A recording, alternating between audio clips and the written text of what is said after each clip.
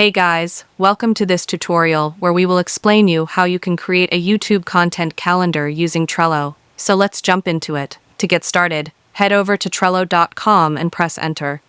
Make sure you're logged into your account. If you don't have one yet, you can easily sign up for free. Once you're inside, the first step is to sync Trello with Google Calendar. Navigate to the board you want to use or create a new board if you don't already have one. Yet, you can easily sign up for free.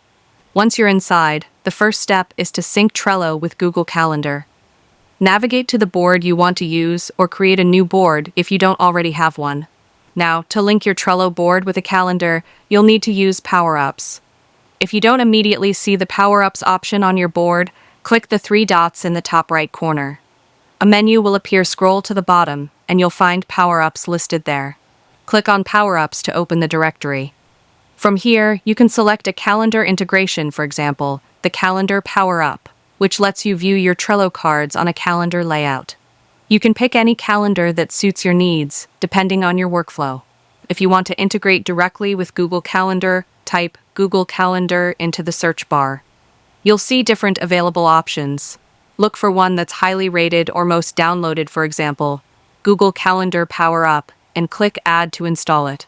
Once added, head back to your board and open the Power-Up settings.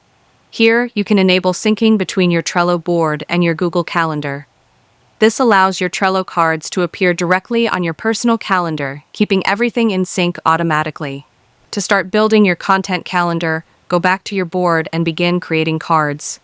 These could represent blog posts, videos, or any content you're scheduling. Assign due dates to them, and they'll appear on the calendar view. You can also enhance each card by adding attachments like images, GIFs, or documents. For example, I added a GIF file I downloaded recently. Simply click on the card, add your media, and you'll be able to preview it right inside Trello.